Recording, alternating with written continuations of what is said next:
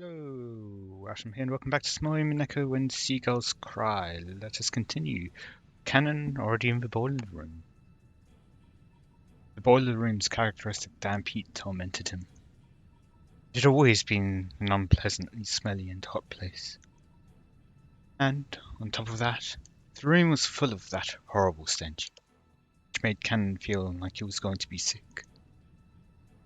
There was no doubt this room was the source. Source of what? Oh, the smell, right, yes. In that case, Cannon should have been searching for where the smell was coming from.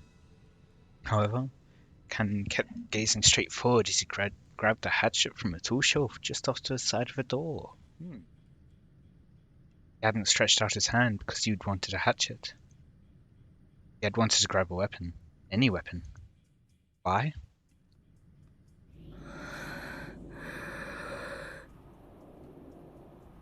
Cannon gazed into the darkness where the naked light bulb couldn't reach. Then he answered. ルーレットは数字と赤黒にかけて配当を競い合う。だが赤か黒かのようなリスクの低い賭けはその程度の配当しか与えられない。 The words coming from Cannon's mouth were swallowed up by the darkness. That darkness suddenly started to swirl, glittering.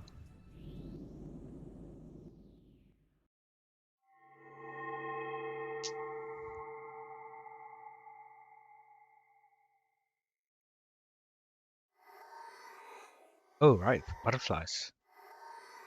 Such a fantastical scene. Kind of sounds like the TARDIS. Something else that reminds me of golden, sparkling butterflies had hidden the shadows all over the boiler room. Up their wings, twinkling beautifully, gathered in the darkness, disappearing. Cannon continued speaking, directing his words with darkness, butterflies up. As for butterflies gathered in the darkness, they, perhaps, probably, no, certainly, laugh. Cannon continued to speak without faltering in the slightest. 逆により的中率の低い賭け方をすればそのリスクに比例した配当が与えられる。親方様は天文学的なリスクを的中できることを奇跡と呼び、その結果得られる天文学的な配当を魔法と呼んでいた。親方様とお前がどんな魔法を求めてルーレットに挑んでいるのか。しかしお前は忘れている。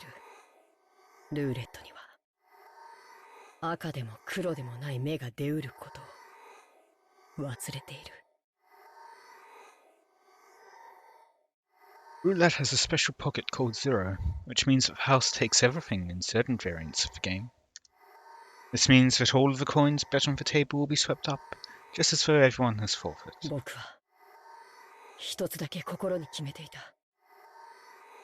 もし If シャノンが殺されて僕が生き残るようなことがあったなら、この身を投げ出してお前のルーレットを全て台無しにしてやろうと。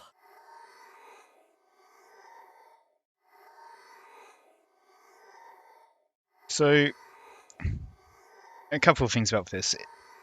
You should know that Shannon's very likely to die over the whole course of all of the killings. And secondly, I was thinking maybe he's going to. Like right before I clicked, I was thinking maybe he's thinking that if he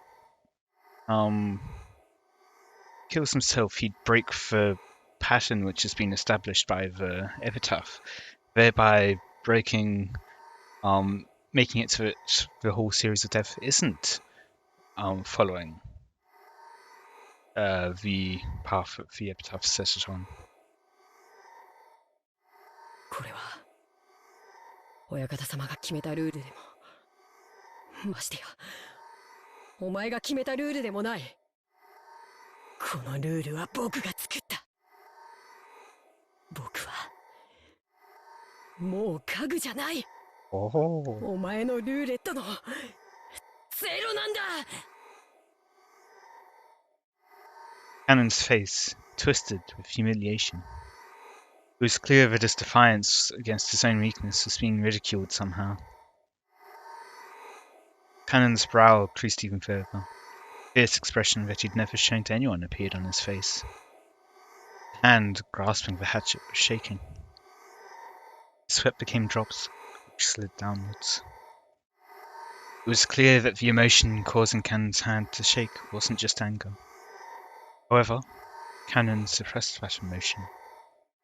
僕はもうお前の言葉に惑わされたりはしない。 Your words, and again. So, definitely seems like, at least to him, which also exists, and the butterflies, having an actual glowing butterflies having a physical phenomena. But again, right, Shannon had said that Cannon had seen the floating butterflies before. Perhaps then she said something to him. Perhaps that was what led to him being much more of a I'm just furniture compared to even Genji, really. Even Genji was saying that was telling Shannon to play cards with the cousins. 悪魔のルーレットはこれでおしまいだ。地獄にてさらに1000年。次の召喚者を待つがいい。ベアドリーチェ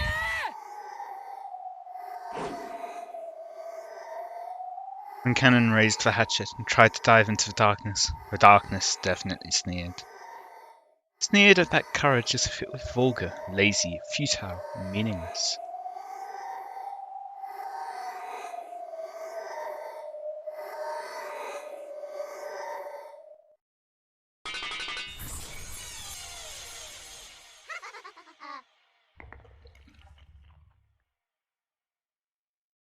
What was that?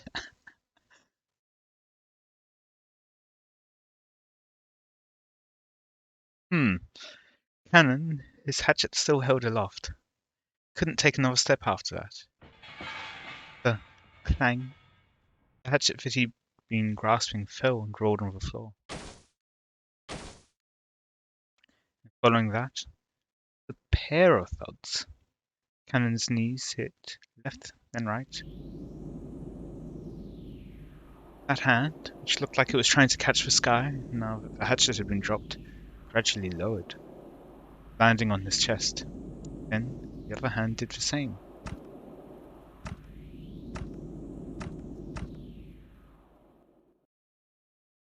Right there, a handle with a demon-shaped design was buried into his chest.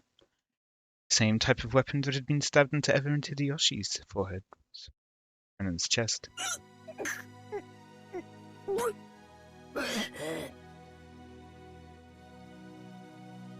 Cannon was curled up in anguish, fresh blood dribbling from the corner of his mouth. Was makeup too extreme for Cannon's white skin?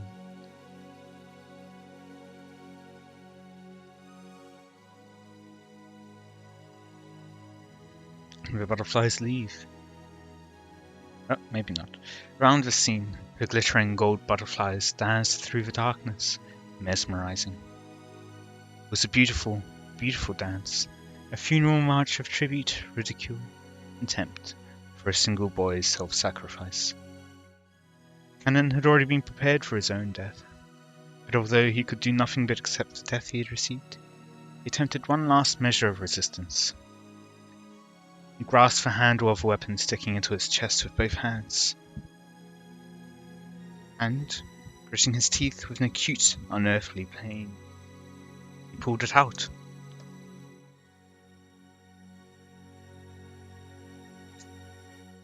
For only a moment, a bright red spray gushed out. Made an unpleasant bloop sound. Probably resembled the sound of Cannon's soul as it was sucked into the swamp of the dead. Cannon-san?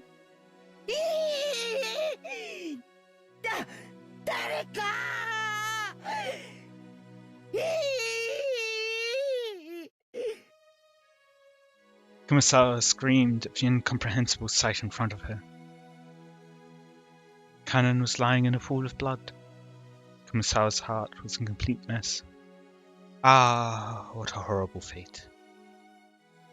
He wouldn't have been killed if I'd been with him. Ah, what incredible luck. If only I'd been with him, I might have been killed too. As she screamed, her expression was filled with complete confusion. All the muscles of her face were pulled up, almost as though she was smiling while crying. But no one could have made fun of an expression like this.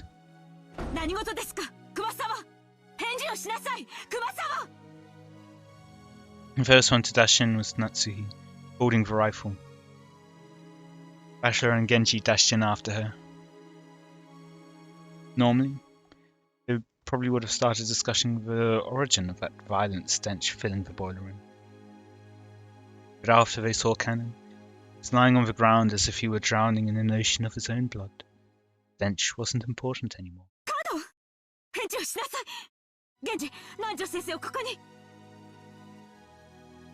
Natsui realized that even though Cannon was on the verge of death, he was still conscious, so she sent Genji to get the doctor. Natsui, holding the rifle aloft, faced the darkness in the center of the boiler room and shouted, "The center of the boiler room? Ah. そこに隠れているものは何者です。おとなしく出てきなさい。そちらから出てこないなら容赦なく撃ちます。ライトだ。おばさん、照らすぜ。Bachelor, thinking quickly, took a large flashlight from the tool shelf alongside the door and used its light to cut through the darkness Natsuya was glaring into. Nothing? The light only shone on the mechanical-looking piping in the door. The door had been left open in a small crack. It was obvious that someone had left through there in a hurry.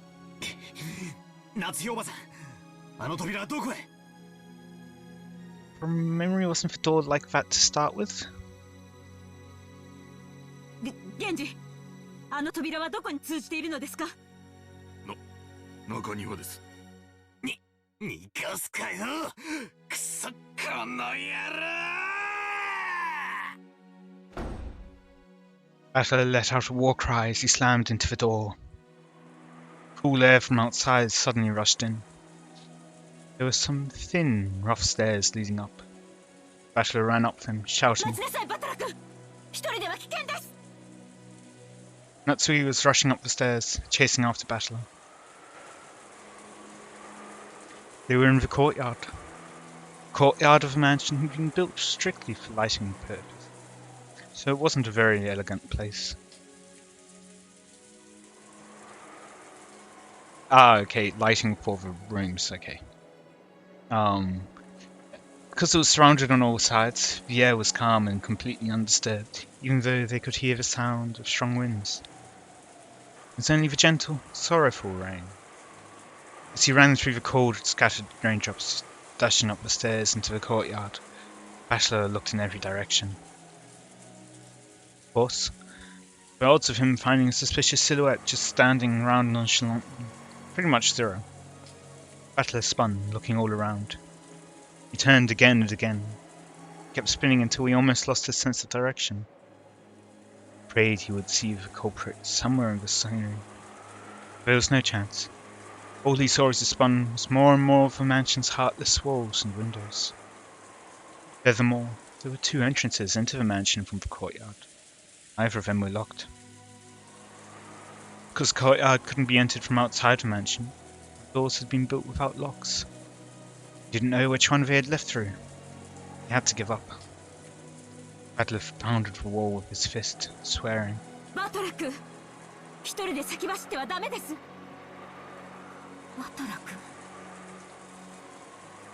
Bachelor pressed his forehead against the wall, which he scratched at with his fingernails as he cried. 畜生畜生畜生エヴァおばさんに秀吉おじさん、さらにカノン君かよ。6人も殺しやがった。 That brings it up to 9. 飽き足らずさらに3人も殺しやがった。ふざけるなふざけるな。エヴァおばさんも秀吉おじさんも昔からいつも優しくしてくれる愉快なおばさんたちだったじゃねえかよ。 I might have some disagreements about Aunt Edra on that front, but sure, Uncle Hideyoshi, fine, sure. カノン君とは昨日会ったばかりだが、きっとこれから仲良くなれたと思うぜ。なんで殺したんだ。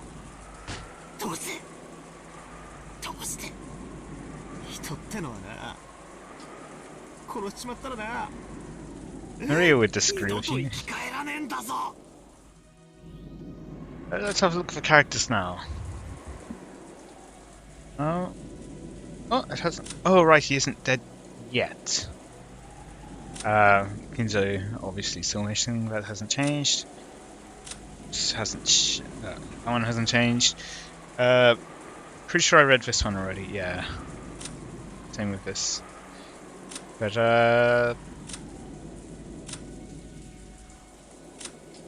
everyone will be revived in the Golden Land. タケノコみてえにひょいひょい生えてきちゃ来ねえんだぞ。どうして殺すんだよ。どうしてうわー。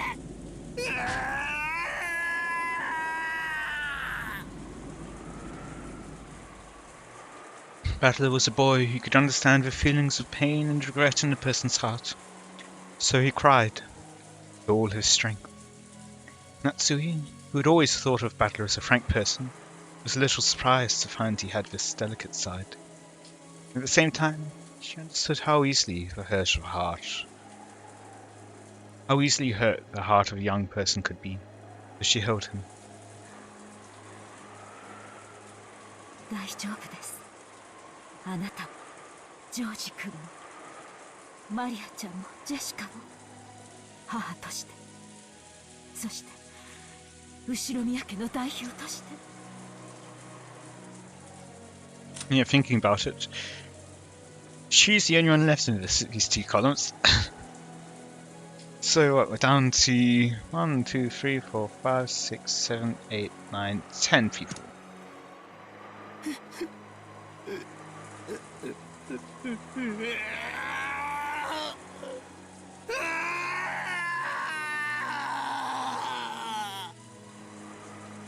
Ashla, after sobbing into Natsu's chest for a while, wiped his tears with a bitter smile, as though he'd been like that the whole time, and tried to appear as though he'd cried more than enough already. Actually, when Canon goes, that's probably 9 people then.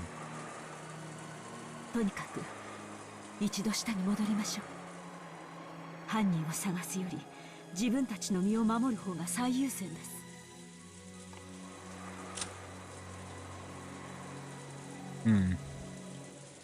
There is a convenient 2 spaces there for more people, and another 4 here for more people to appear in. And a certain husband. Or, actually, I don't even know if it's a husband. Someone. 明日になれば船が来る。 Spoiler warning, it probably won't. そうすれば警察がやってきて、すべてを白日のもとにさらし出してくれるでしょう。 Again, it probably won't. 犯人がどうあがこうとも、この島から逃げられるものですか。 They probably don't need to escape. そうっすね。警察さえ来れば。 When the seagulls cry, the crime will be solved. But, for some reason, I felt a slight sense of uneasiness, as if the seagulls would never cry again. That couldn't be true. Ooh, Outer Chest and Kill was the 5th Twilight. Because that's where Cannon was stabbed. Although he might survive still. That couldn't be true. When the typhoon passes, surely the lively seagulls will return to the harbour again. That requires typhing passing, though. What he used to say about magical typhings. I returned to the boiler room along with Aunt Natsuhi and told everyone weekly that we hadn't heard that Dr. Nanja and George Anarchy had carried Kanran-kun to the servant room. The servant room had a first aid kit and a sink, which had apparently functioned as a nurse's office. Kumasara and Jessica had accompanied me. Stains from Kanran-kun's blood remained on. Judging by the large amount of blood loss and the ruthless shape of the weapon that had fallen carelessly to the ground, I figured that Dr. Nanjo's treatment would probably end in vain.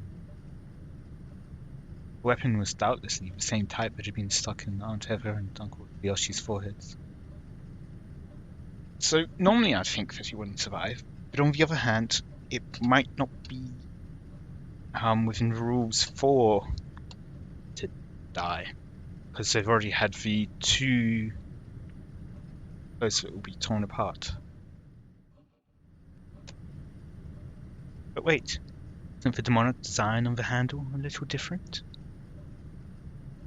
There seem to be some small differences in that part. Still, as far as the overall shape was concerned, the weapons were all of the same size. Though it had seemed brutal, we'd left the weapons stuck into Aunt Eva and Uncle Hideyoshi to preserve the crime scene.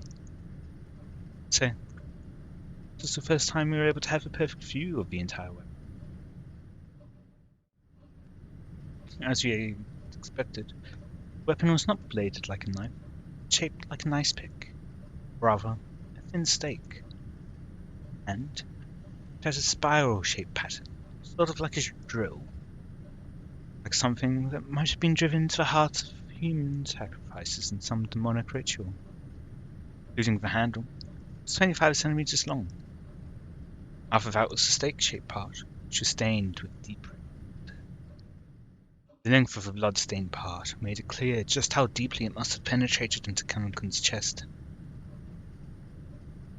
Aunt Natsui and the rest didn't even look at the weapon, instead stood in front of his incinerator, where the horrible stench was emanating from.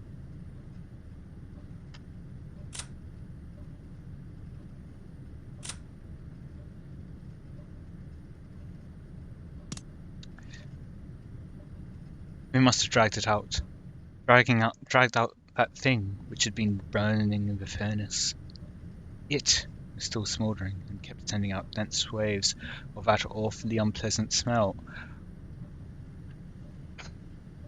So I've talked before about someone faking their death. One way would be to have a body that's basically unrecognizable, potentially by burning it. Genji and Maria stared down at it. Aunt Natsui probably couldn't stand to look directly at it. She kept shaking her head, her back to it. I thought nothing could surprise me after everything that's happened, but this is good. I stood there for a while, moaning, with a rising urge to vomit. True source, that unearthly stench. The scorched corpse that had been cooking inside the incinerator. The clothes, the surface of the body, and the hair were all hideously burned. That grotesque corpse was in a state where not the face, nor the age, nor even the gender could be guessed at. I thought about it calmly. I realized that a corpse appearing at this time could only be one person. Are you certain about that? Are you certain indeed? His grandfather, who had disappeared that morning and whose whereabouts had been unknown. おそらく親方様だと思います。私も同感です。このようなお姿でお亡くなりになるとは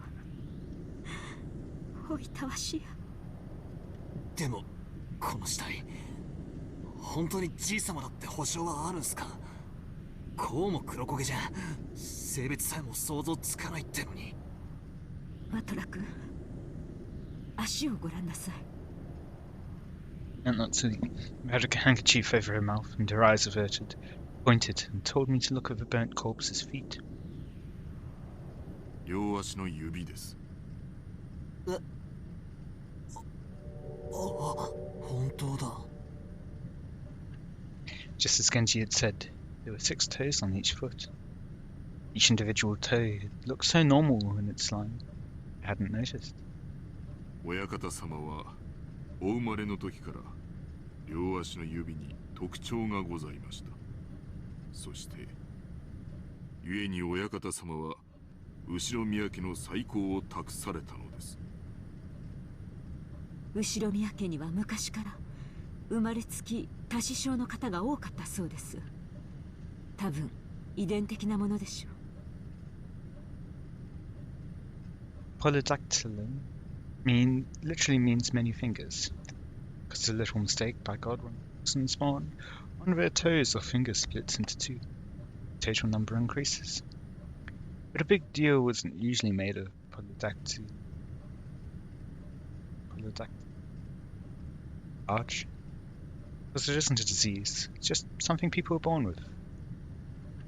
So while they're still babies, at about the time they turn 1 year old, they can be taken to the hospital and given surgery to make them normal.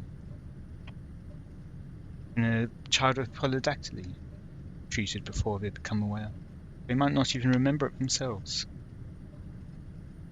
By the way, it seems that there's a possibility for this to occur in 1 out of every 2,000 babies. So even though it's not usually seen, it isn't that rare at all. Speaking of which, I think Uncle Hideyoshi mentioned something to me long ago. Something about how even Toyotomi Hideyoshi, the man who unified Japan at the end of the Sengoku period, had 6 fingers on one hand. According to Aunt Natsuhi, among the many Yoshiromiya family heads, ones most praised for their wisdom all had polydactyly. Because of that, grandfather was born. His relatives were all excited at the thought he might become another wise leader. Although he wouldn't have become leader if it wasn't for the earthquake which then killed most of the family. And then, when the leading relatives all died in the Great Council earthquake, it was apparently argued that grandfather should be born to restore the family because of the auspicious sign of his birth. Grandfather hadn't disliked his position as the head so much.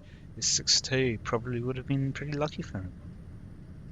Come to think of it, I heard about some country where it's believed people with polydactyly should be treated as gods and revered. This is beside the point, but it's fairly common in mystery novels for a corpse to be burned to hide its identity. But I guess that in grandfather's case, just toasting him wouldn't be. And grandfather's body is not simply burnt. It's just like Aunt Eva, Uncle Hideyoshi. The thing that had been stabbed into Kanonkun's chest. One of those demon's ice picks stuck into his forehead.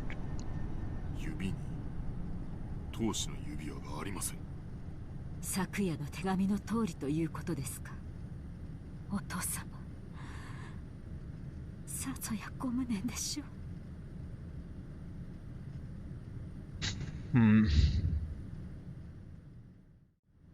I'm still not entirely certain that his body, it's possible they just knew. Where would the other heads have been buried? Not on this island, that's right, this island was bought by.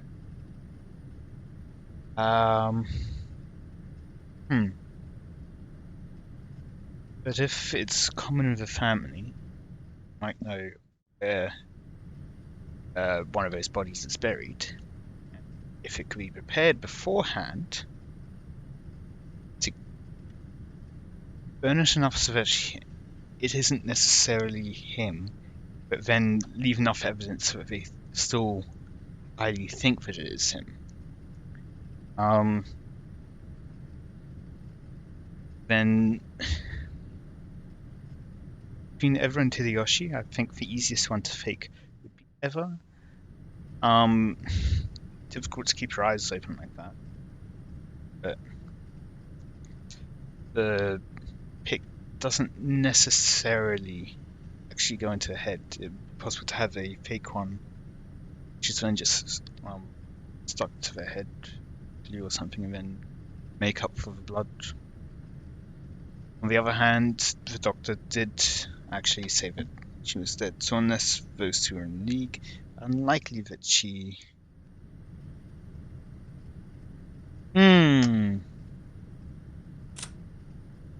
Today I'll just check it now. Does... And the incinerator with a weapon resembling an ice pick having been rammed into his head. The old major's wish scattered, ungranted. This is but one possible result of the gamble he always knew was not in his favour. On that note, I'll be ending it there for today. I hope you all enjoyed. Let me know any feedback you have in the comments, and until next time.